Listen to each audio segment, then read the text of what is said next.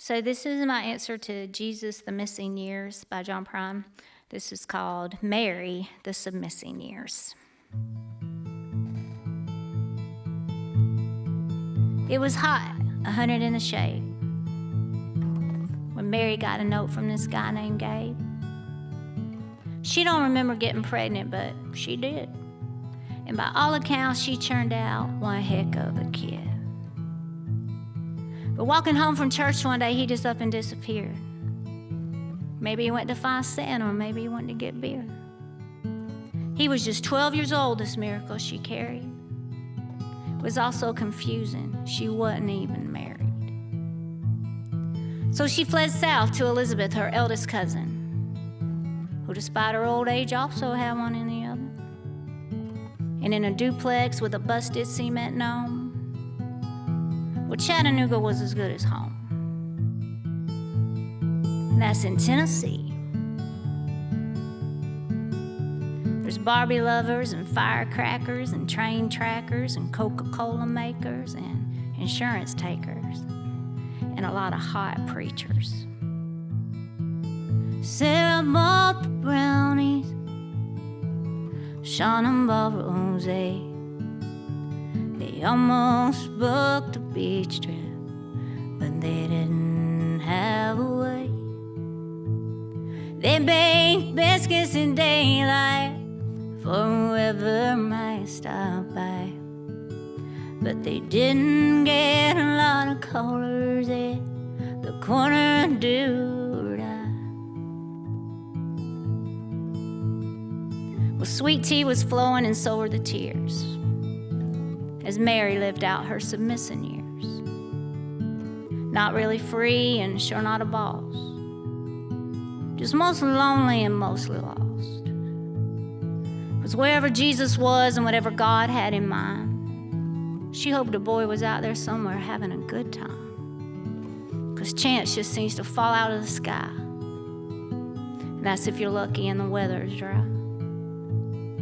Lots of letters from Mama came full of worry, and I told yous. She curled up on the couch and watched Steel Magnolias.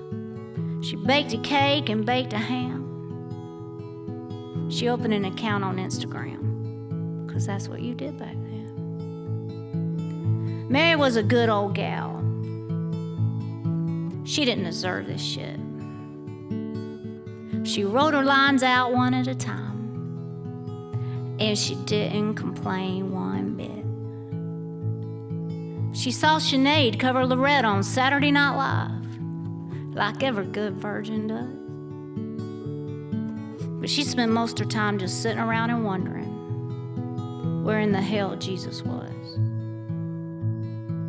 Sarah bought some brownies, Shauna bought rosé.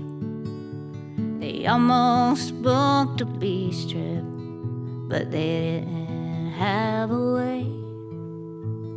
They baked biscuits in daylight for whoever might stop by, but they didn't get a lot of callers at the corner and do-or-die. Well, time went by like molasses, so she signed up for some classes. But it seemed there were no real answers, just a lot of fast food and raunchy dancers. And things everywhere were the worst kind of wild. And she knew in her gut they were coming for her child, with bumpers and thumpers and guns a-blazing. Old Jesus was in for some gnarly hazing. Frat boy hazing, that is, the worst kind. She thought, oh my God, what have I done? He's a bottle of milk and all the love inside him is mine. They're gonna kill my baby. They don't like him none. So she cut off all her hair. She thought she might could get there if they would just mistake her for a man. It looked kind of mod. It probably wouldn't please God, but she had to have some kind of plan.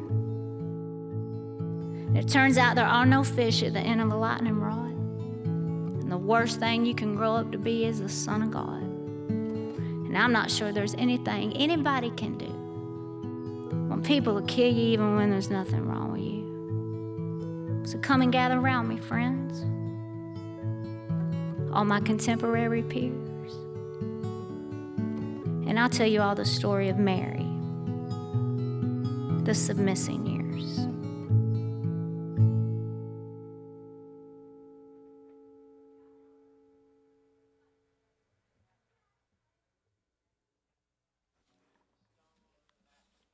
Thank you. Thank you for letting me do it. Excuse me.